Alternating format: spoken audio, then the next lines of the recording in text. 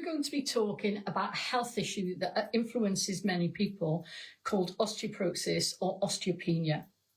And this means the loss of bone mass, osteo belonging to anything to do with bones, osteoarthritis, and osteoporosis, porous bones. So how does this happen? I'm going to go through the explanation with you quickly first, and then I'm going to show you ways that you can train your body to help your body preserve the bone mass that you have. And also in other classes, not particularly in back care, is to look at ways that you can increase bone mass.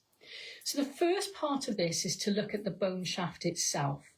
So quite often we used to talk about it being like a crunchy bar. So on the outside you have this compact bone, and on the inside of your bone shaft you have what's called the trabecular bone. And you might see that sometimes if you've been to the butcher's and you've bought bones for the dogs, there's this very hard outer casing. Now, it's not the hard outer casing that tends to be massively influenced.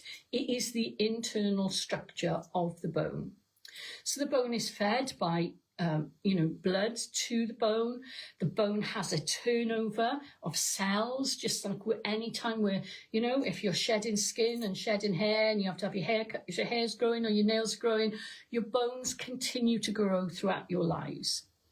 Within that bone shaft itself, you have two types of bone that help to preserve bone mass and make sure it's in mint condition. The first one is called an osteoclast.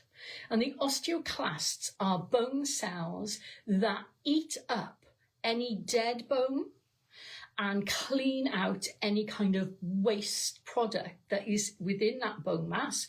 Could be marrow, could be bits of skin, anything. And it cleans it out to preserve the integrity of the bone, to keep it shiny and healthy and clean. The other one is called an osteoblast. And the osteoblasts are like bone cells that create more bone mass. So as the cells die off, the cleaning ones clean it out, and the bone building one builds new bone in. This maintains that really complex structure on the inside of the bone that stops the bone shattering. When we reach a state of hormonal influence, where we lose our level of estrogen, and that can happen at different ages depending on our hormonal journey, we lose the ability to create new